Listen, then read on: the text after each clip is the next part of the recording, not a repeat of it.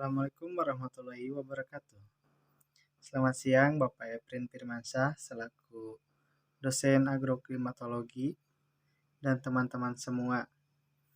Pada kesempatan ini kami dari kelompok 1 akan mempresentasikan hasil tugas kami untuk mata kuliah agroklimatologi yang berjudul radiasi surya.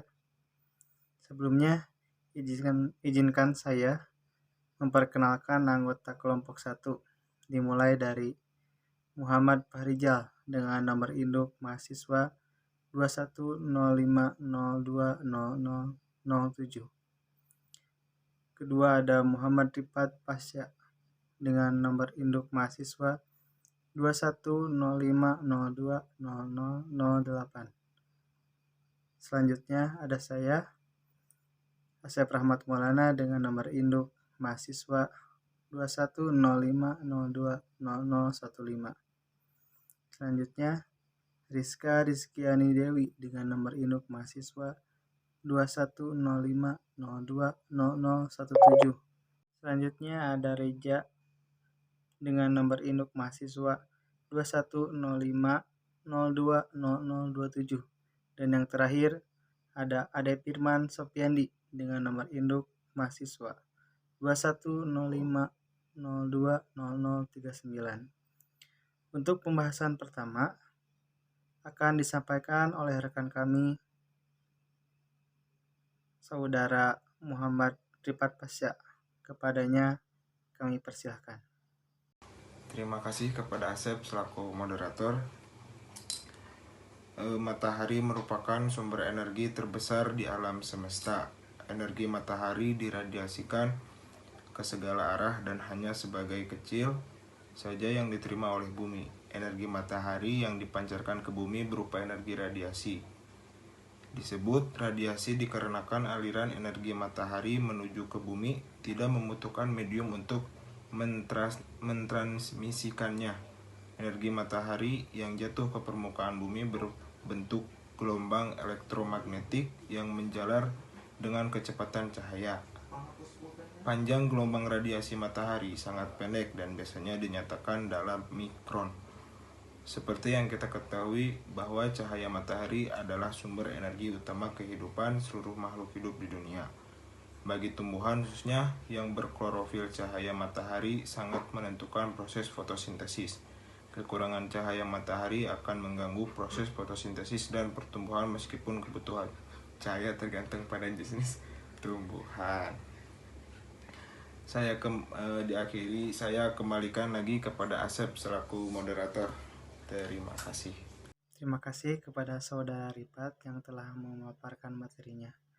Selanjutnya akan disampaikan oleh Saudara Fahrizal. Kepadanya kami persilakan. Terima kasih kepada Asep selaku moderator. Di sini saya akan menjelaskan tentang proses fotosintesis. Langsung saja. Dalam hubungan antar cahaya matahari dengan tanaman selalu ada keterkaitan antara sinar matahari dan proses fotosintesis. Fotosintesis merupakan proses pembuatan makanan yang terjadi pada tumbuhan hijau dengan bantuan sinar matahari dan enzim-enzim. Reaksi fotosintesis terdiri atas 2 tahap, yaitu tahap reaksi terang atau disebut juga reaksi Hill dan reaksi gelap disebut juga dengan Blackman atau siklus Kelvin. Masing-masing tahapan menunjukkan proses reaksi yang berbeda, namun keduanya merupakan satu rangkaian reaksi yang tidak terpisahkan dari reaksi fotosintesis.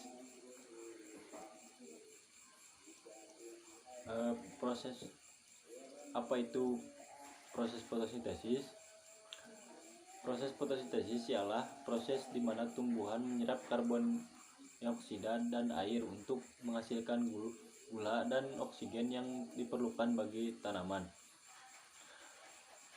Selain itu, kekurangan cahaya saat perkembangan berlangsung akan menimbulkan gejala etiolasi atau di mana batang kecambah akan timbul lebih cepat namun lemah daunnya dan berukuran kecil, tipis dan tidak berwarna hijau atau pucat. Gejala etiolasi tersebut disebabkan oleh kurangnya cahaya atau tanaman berada di tempat yang gelap. Sekian dari saya. Kembali lagi kepada Asep. Terima kasih kepada Saudara Fahrijal. Materi selanjutnya akan disampaikan oleh Saudara Reja. Kepadanya saya persilakan. Terima kasih kepada Asep selaku moderator. Di sini saya akan menjelaskan pada kegiatan budaya pertanian, pengaruh unsur cahaya menjadi perhatian serius. Hal tersebut dikarenakan hampir semua objek agronomi berupa tanaman hijau yang memiliki kegiatan fotosintesa, penerapan energi perlengkapan dalam bentuk kerja manusia dan hewan, bahan bakar, mesin, alat-alat pertanian, pupuk, dan obat-obatan. Tidak lain adalah sebagai usaha meningkatkan proses konversi energi matahari ke dalam bentuk produk tanaman.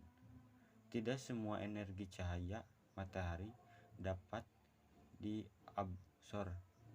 diabsorpsi oleh tanaman. Hanya cahaya tampak saja yang dapat berpengaruh pada tanaman dalam kegiatan fotosintesisnya.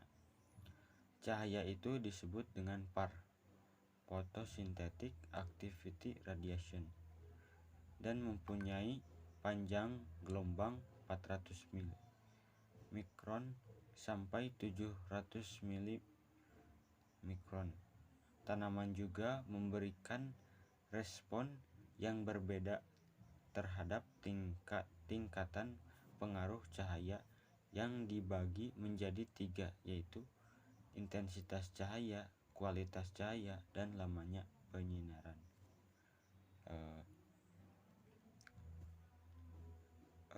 Kembalikan lagi kepada Asep selaku moderator.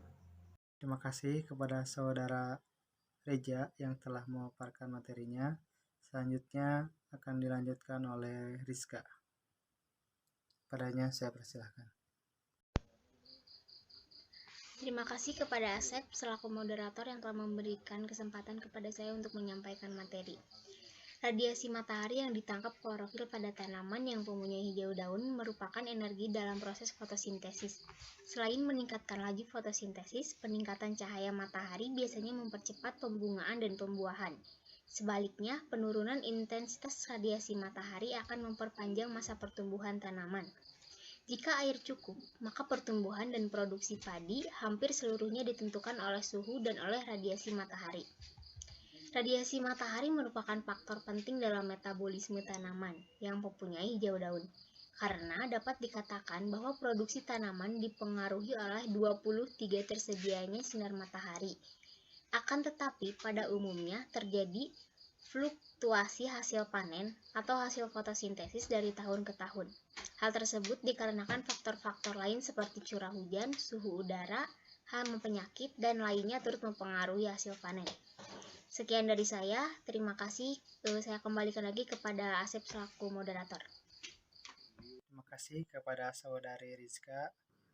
Selanjutnya akan disampaikan oleh Saudara Ade Firman. Kepadanya saya persilakan.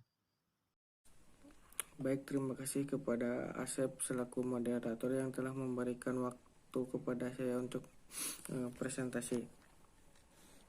Radiasi energi yang diterima oleh bumi matahari berbentuk gelombang elektron yang bervariasi panjangnya, yaitu dari 5000 sampai 2900 mm. Rangkaiannya spektrum matahari ini dapat dikelompokkan berdasarkan panjang gelombangnya. Cahaya matahari mempunyai sifat gelombang dan sifat partikel. Cahaya memberikan energi yang dibutuhkan untuk pertumbuhan tanaman pohon secara langsung melalui tumbuhan hijau atau melalui organisme lain. Hal ini tergantung pada zat-zat organisme yang disintesa oleh tumbuhan hijau. Kualitas cahaya berkaitan erat dengan panjang gelombang, di mana panjang gelombang ungu dan biru mempunyai foton yang lebih berenergi bila dibandingkan dengan panjang gelombang jingga dan merah. Semua warna-warni dari panjang gelombang ini dipengaruhi terhadap fotosintesis dan juga mempengaruhi terhadap pertumbuhan dan perkembangan pohon, baik secara generatif maupun vegetatif. Ya, mungkin sekian presentasi dari saya. Saya kembalikan lagi kepada Asep. Mungkin cukup sekian yang bisa kami sampaikan. Kurang lebihnya mohon dimaafkan. Terima kasih. Wassalamualaikum warahmatullahi wabarakatuh.